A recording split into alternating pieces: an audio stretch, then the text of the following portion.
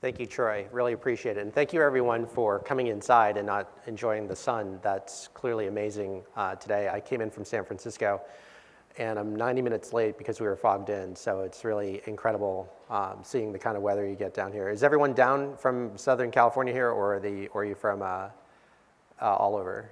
We are now. So I called it Adtech's Armageddon, and that's because I think that when digital marketing's workflows start disrupting TV and premium media buying, clients are going to have to really make some decisions very quickly. And when it doesn't go right, you end up in a situation where you have, I don't know if you guys know these companies, but we're some of the leaders in ad tech. TwoMogul, they had to leave the market in 2016 because of they were not going to meet their numbers. They went out to Adobe for $540 million. Salesforce felt it was under pressure to figure out how can I get data about our customers and segment them the same way that Facebook and Google could. And so it went out for $700 million. And probably the worst example of all is Rocket Fuel, which had a $2 billion IPO, lost 90% of its market cap, and just went out last month for $145 million. So, and yesterday they laid off 300 people. So these are the sort of ad tech players that sort of have been massively disrupted by something.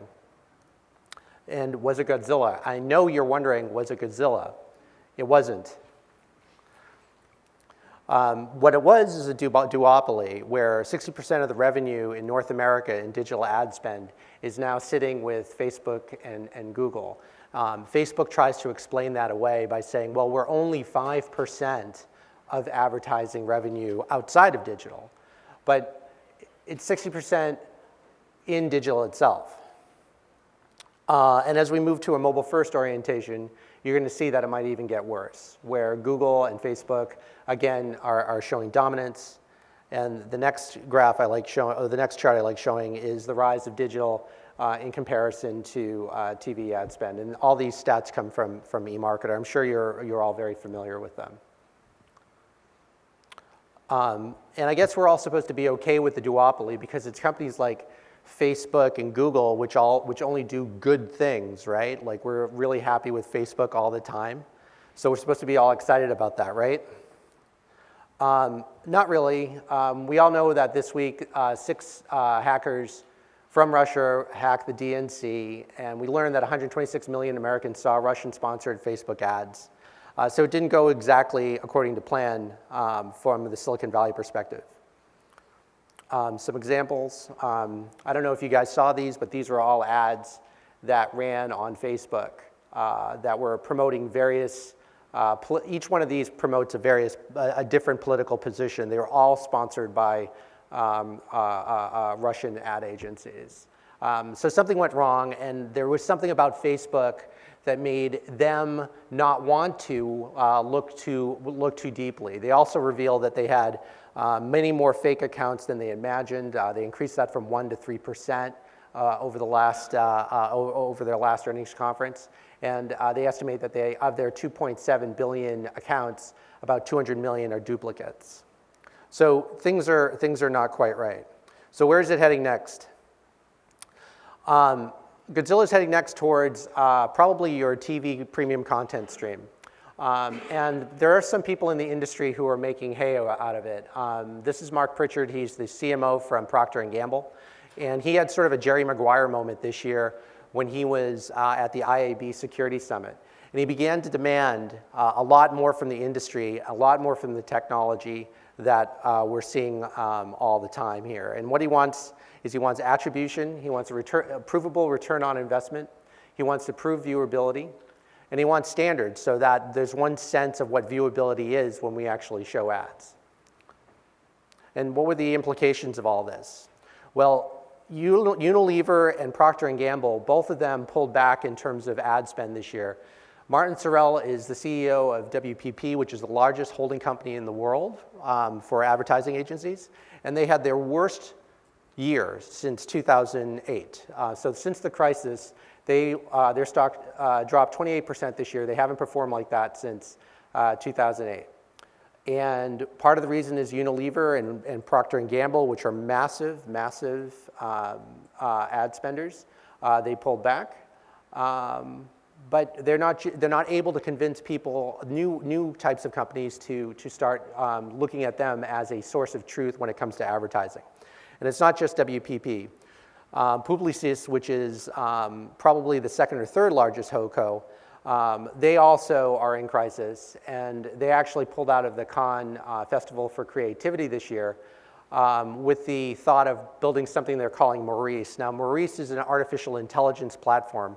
And so it's interesting that a creative company is choosing not to do creative anymore, or choosing not to emphasize creative more, and instead taking those resources to invest in an artificial intelligence platform. So you may be familiar with the Cannes Festival of Creativity. It happens once a year. It happens in Cannes. It's where the advertising agency meets in Europe to reward one another for the best creative concepts. Without advertising agencies present, what are you going to be left with at Cannes next year? I think we have some suspects of who's going to be there. Google and Facebook are both very much present at Cannes now, and it's sort of driving away some of the traditional advertising agencies that we've come to expect to display there. So WPP and Publicis are under pressure. We already talked about Google and Facebook. This is also another source of pressure for them where when we consider digital streams, I don't know if your first thought would be Accenture or IBM or Deloitte Digital. But now they're becoming as relevant as, let's say, a Sapient, which is part of the whole Razorfish sort of Publicis digital thing that we're all familiar with. So now that famous Razorfish is now number 4 relative to some of these other companies. There's another effect that's happening too, where when you have a broadcaster like,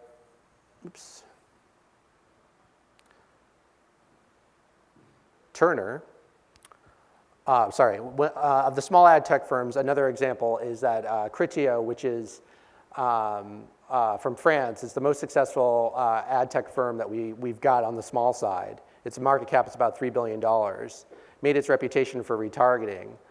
They actually had to downplay their guidance because Apple, in intelligent tracking protection, as they release High Sierra, is going to make it very hard for advertisers to track you across apps in the iOS platform. Now, meanwhile, with Facebook, their adjusted EPS beat the consensus, and also their revenue this quarter crushed their expected revenues. So this is where I think things will get interesting for Facebook as they focus on growth. They've already created the Facebook Audience Network, which focuses upon delivering ads natively within apps.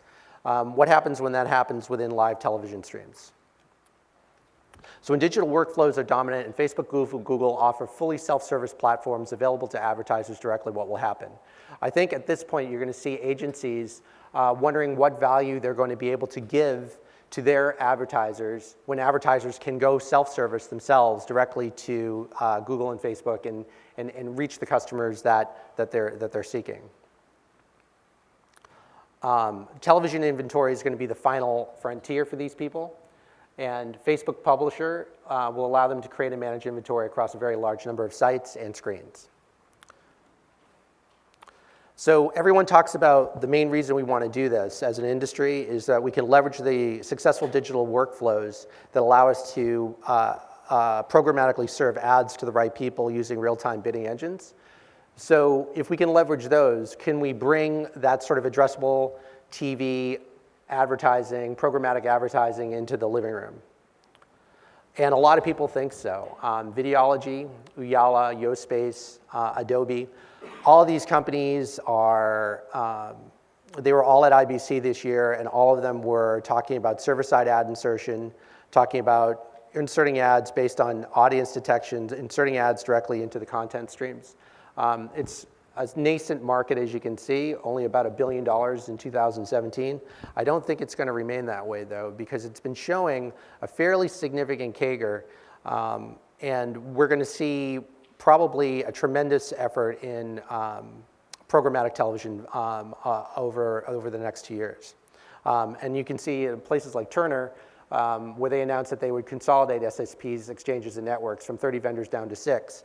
So we might see another example where a small group of dominant providers end up owning most of the business. I think we're going to be looking at a situation where Facebook and Google are going to be very relevant in programmatic television.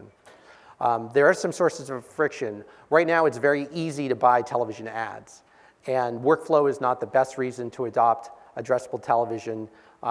So the fact that it remains easy to buy television ads will probably be to the advantage of the incumbents that exist today. This is probably the better reason that people like Mark Pritchard are convinced that advertisers are throwing money away on premium content streams. And that brings me to the Ford F-150. The Ford F-150, I live in San Francisco, and I see this ad like probably daily somewhere. And we probably have 0 Ford F-150s in my neighborhood. You can't park it anywhere. It's too big for most garages. There is no demand for the Ford F-150 in San Francisco. Yet, I am sure the Ford F-150 generates a huge amount of revenue for local television stations in San Francisco. And so when this guy gets disrupted, that's going to have massive impact on television and premium content streams, because these guys are subsidizing everything else. The amount of revenue that you get from ads that are useless is incredibly valuable, and I think there will be a lot of industry resistance to serving ads like this programmatically, because not one of them will appear in San Francisco. And that brings me to, Troy asked me to bring it to a conclusion so that I can take questions for the audience, but I want to make sure I leave you with this. WPP and HOCOs in general, Omnicom, et cetera, are off in 2017 despite macroeconomic trends that would ordinarily make you think that this is a positive time to be in advertising. Self-service platforms plus consolidation mean that it's going to be very, very difficult for you to find a place for yourself in this industry if you're not already one of the winners. And then finally, another effect is that as it becomes easier to buy digital advertising and create it, you're going to see consultancies like Accenture move up the value chain towards advertising, but also the development of in-house agencies that are as effective as anything that you can get from the market. So I appreciate the time that you took, and thank you very much for coming back in and listening to my story of Armageddon. All right, round of applause for Stephen. That's great. Stephen, that was really good. I just attended Ad Week in New York at the video track. I didn't hear anybody say the word Armageddon. Do they know? Do they know what's going on? If you were at an Adtech conference, I don't think they're going to say the word Armageddon. But yeah, I call it Armageddon because we did see a lot of fantastic players, well-funded, great players with great reputations suffer a lot over 2016 and 2017. Mm-hmm. It was really good. I'm never going to look at a Ford F-150 ad the same way again. I don't think we see a lot of them in New York either. Who's got a question for Stephen? Who's got, saw a lot of people enjoying that presentation. I know I did. All right, give me your name and your question. My name is Scott Siegler, and my question is, do you think that some of that measurement and like attribution that is theoretically the additional value, right, that programmatic on top of television can advertise, is that something that we really want to know, right? How effective this brand advertising really is? Yeah, that's a great question. Someone like Mark Pritchard, I think, really wants to know it. I think he is frustrated that they've been chasing revenue. Or they've been spending money on this sort of stuff and not really seeing the revenue that they are expecting. I think existing broadcasters and networks will probably argue that it's very difficult to assess the value of brand advertising because it's in their interest to continue to push that notion. That's my take. So I do think that a lot of people, let's say, working with under budgetary pressure, for example, or people that have accustomed themselves to understanding the performance they get from online and digital advertising, when companies mature from digital to broadcast, they'll probably be very frustrated when they first encounter television advertising. That's my take. Do you have a different perspective on that, or? Yeah, I think if you were generating the content. Hold on just a second. Let's get for the video. Yeah, I just think if you're in the business of generating content and selling premiums for your like Ford F-150 ads that are previously kind of de-averaged prices that advantage you as a supplier, you might need to think about the realities of what you start measuring and what the currency is there, right? So, I don't think anyone is necessarily in the tank for Nielsen and how they do things from a measurement standpoint. And so, what alternatives are there in terms of providing value with measurement, with additional data as a substitute, right, for like to prop those prices back up to where they're expecting their content to Like how could you monetize justify, like let's say a $40 CPM, for example? You could look at like companies like Comcast and its acquisition of Watchwith and their Freewheel group. They've spent a lot of time listening to the ACR that's buried in the television signals. So we might be able to, over time, do a cross-device understanding where devices are listening to the commercials that you're watching. That may happen. We could also, if you were to also protect, let's say, an ad with a DRM beacon, where if a DRM beacon is fired when someone consumes an ad as if it were consuming, let's say, Raiders of the Lost Ark, the ad becomes protected by DRM. Those beacons you could probably total as well. We're seeing, where I work, we're seeing a lot of demand in Europe for this sort of proof, because many Europeans are running lots of ad blockers as they're consuming OTT content. So it is something that people are hungering for, and people are looking for some sort of solution that can prove out that you're actually reaching the people that the stats claim you're reaching. So, All right, we have a comment here. Just a quick question to that. So if F-150 leaves, it goes up to a $40 CPM, won't you be pricing out some of the smaller advertisers that kind of rely on that local spot TV? yes, Am I you, getting that wrong? you could easily price out local advertisers if we can start proving the value of these Right, things. trying to get their CPM and they're just buying whatever to just make their buy. I'm sorry? So as Ford, I would imagine, is just trying to get as many points as they can just to make their buy, make their CPM. Yep. Right? And so they leave, and then there's this vacuum, and now I'm a local guy, and I have to pay all this money. How am I going to do it? Even though you're telling me the data's better and it's addressable and it's going to my customer, I'm losing that scale. Oh, you're wondering, like, is your question like, if Ford pulls out, will television broadcasters and networks try to make it up on other smaller? Yeah, or will the small guy just be priced out of the market altogether?